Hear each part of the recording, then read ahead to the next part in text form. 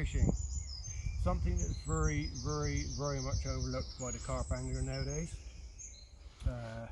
And yet the old match boys can come along and the match boys will absolutely clean up. So I thought I'd go through it with you. Today we're going to show you the method feeder. We will show you fishing with the cage feeder. These come in open cage, closed cage, plastic, so on and so forth. This is a aluminium one. It's my favourite really. And what I'd like to call the bomb feeders. So I will show you how to fish with all three of these today on this video, and hopefully we'll catch a few carp so that you can get the idea. Today we will be using my homemade method mix using nothing but Tor products, so I will show you that a bit later on as well. But in the meantime, I'll get the rod set up and we'll get going.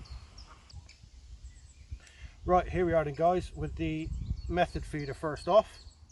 Okay, that just goes on your main line down to a size 8 swivel, hook length attached with a just simple loop. On here I've got one of the Tor 11mm crab and krill pellets. This is the homemade Tor method mix that I've made.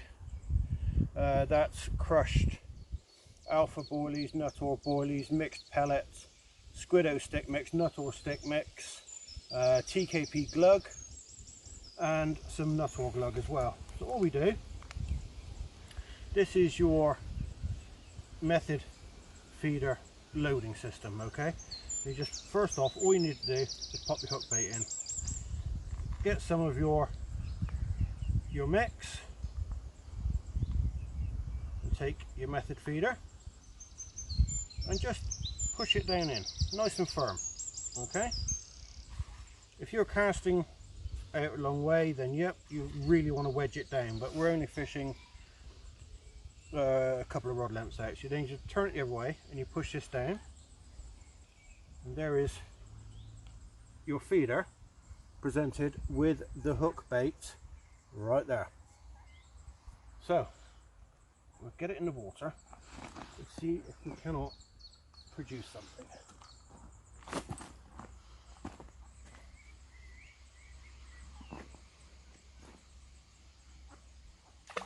Right, let's see if we can get a carp. Okay guys, so we've got one here on the method feeder.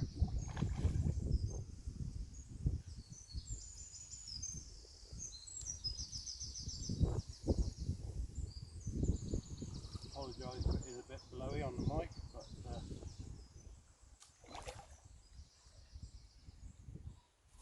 it's quite a blustery day.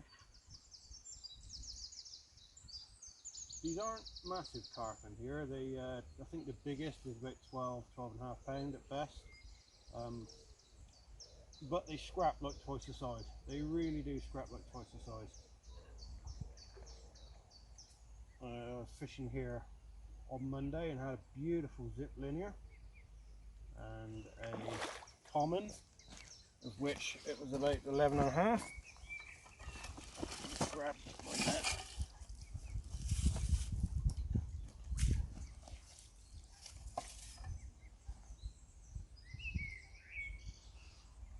They do like to put up a scrap, they really do.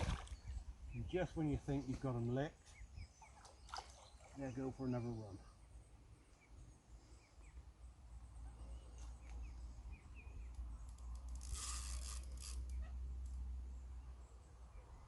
You can see we've got some stunning little ducklings here that keep us company all day.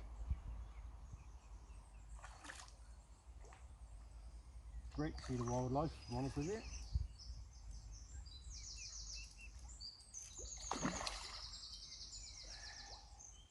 These old carp, they know where the snags are. Like I said, they're not monsters, but they've been caught. They know where the snags are, they know where to go.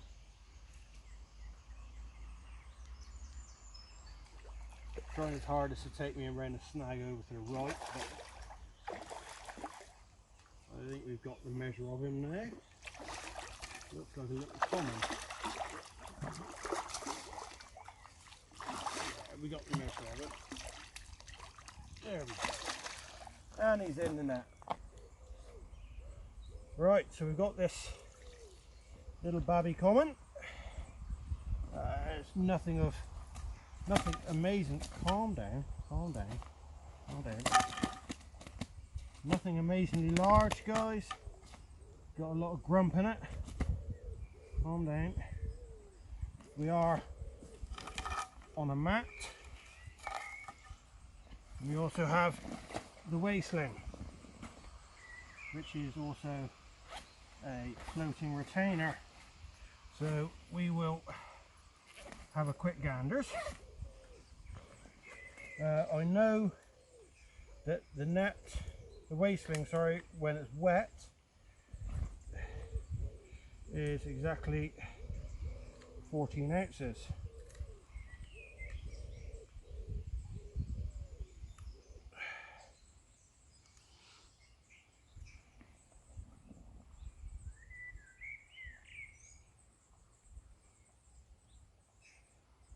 £7.10, so just give or take £6.5. Do keep lake water here in a bucket. Always keep your hands wet. If you only take one bit of advice, just to keep your hands wet. A bit of carp care on the hook hold. We'll get a quick shot here for the video and then we will return the fish, okay? The less time we're out of the water, the better. And I don't know about you, but I find commons tend to be a lot grumpier than mirrors. So there we go. Lovely little common. Keep the fins down. When you're using a retainer or a waistling, always make sure that your zips are done up.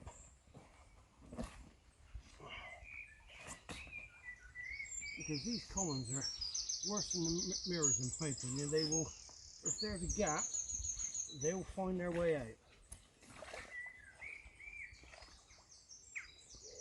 On then, off you go. There we go. Thank you very much. See you next time. Okay. Right, here we have the cage feeder. On here we've got the, it's not released yet, this is our test bait that we're trialing. So with the cage feeder, I've got an open-ended feeder. So basically all I'm wanting to do is I'm wanting to put some of my method mix in the bottom, just plug it so it doesn't just fall out the minute we lift it up. Okay, now a lot of people, they will put their hook bait in the feeder. I prefer to leave mine out. Alright, personal preference, it's not a right way or a wrong way. Everyone has their own way of doing things. I prefer to leave mine out as I find it's a little bit more attractive for them. If you wanted to, you could just simply push it in the bottom like that. Okay, that's another little way you can do it. So we get this in the water. See what we can do.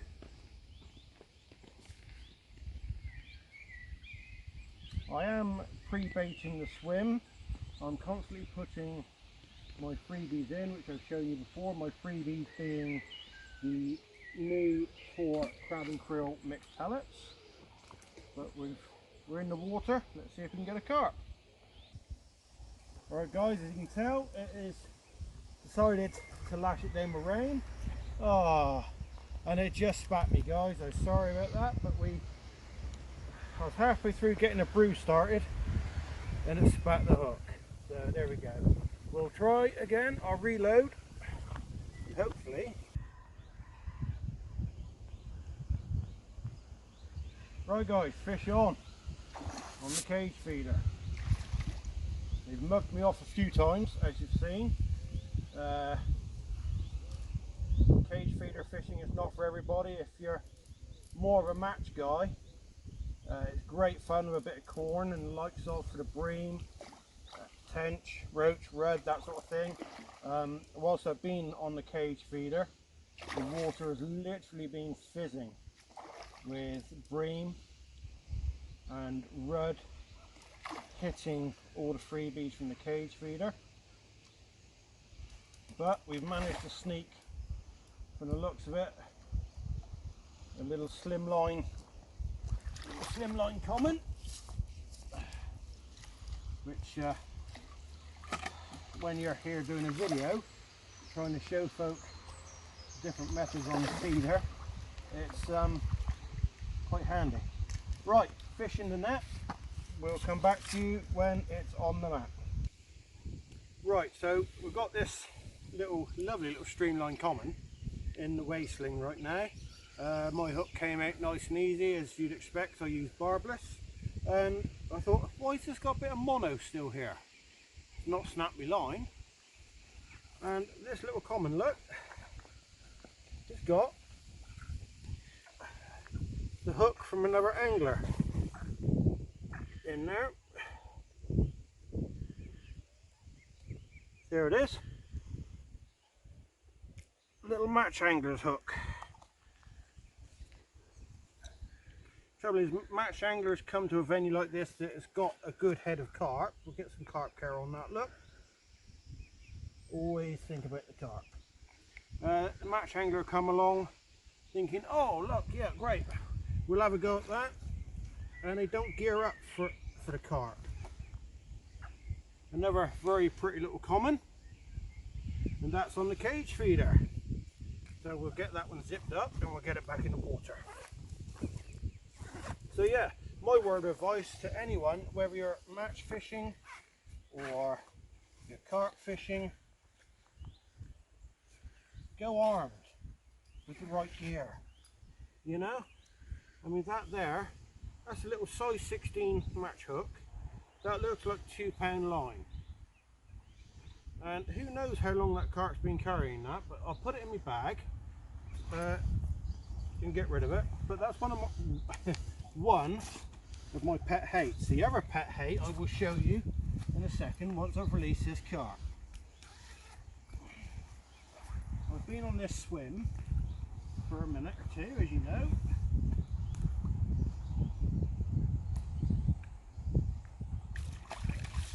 Go on, beautiful. Going the wrong way, chicken.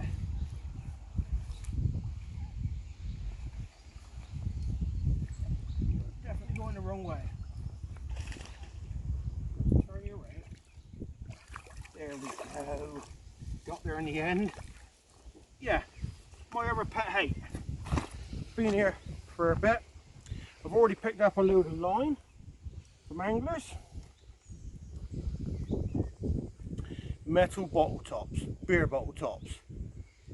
I don't care who you are or how big you are, you deserve a bloody good slap if you leave things like this on the bank. You're not an angler, you're just a messy tramp. Anyway, next up we're going to get the rod set up with the bomb feeder. So I'll catch you in a second, guys. Alright then, guys, this is the 28 gram Fox bomb feeder.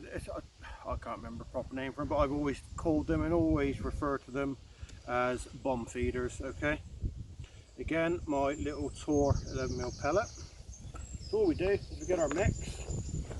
I'm going to put a few pellets in it as well, in your hand like so.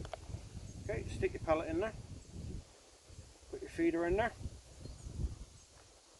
and scrunch it down. Okay, so what you're doing, for all intents and purposes, you're making a big ball of feed. The harder you pack it, the better it will be, the slower it will be breaking down.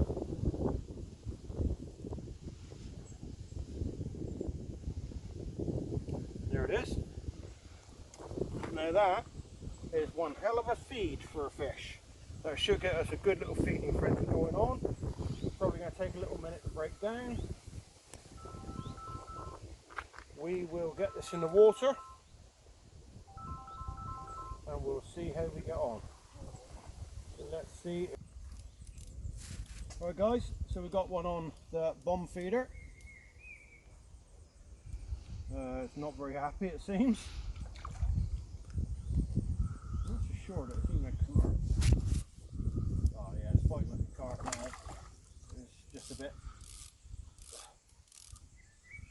was a bit floppy for a minute, but no, looks like another little common.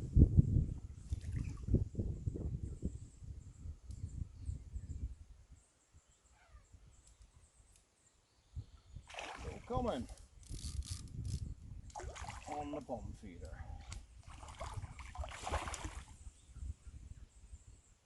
Quite dark back on it.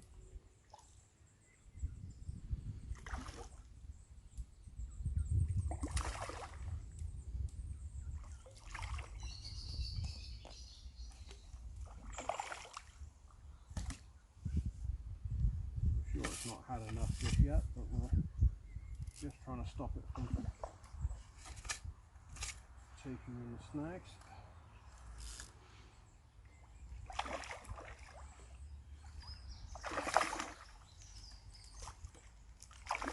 But it's not gonna break the scales fishing the net. Alright, we've got this little common unhooked. Again, it's nothing massive, but that is going to grow into a beautiful common. Look at the rudders on these. They've got the most stunning tails. Absolutely beautiful tails. Yeah, gorgeous little common. There's plenty of them in here, yep. They aren't massive, but they're damn good sport, and they are absolutely fighting fit. So we'll get that one back in the water, a bit sharpish, and then we'll get it back in the water, and then I'll just finish up with you guys, and that'll be the end. Oh, good bit of fins.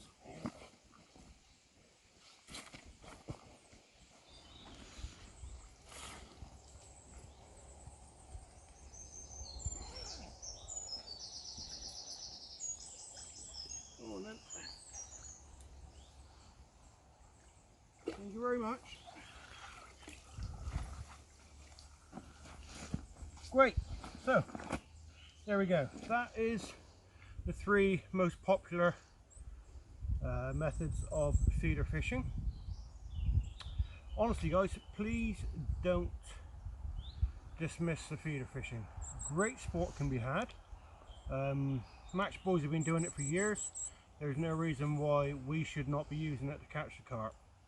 I know a few of the lads on the Tour Baits group, they absolutely love the feeder fishing, as do I.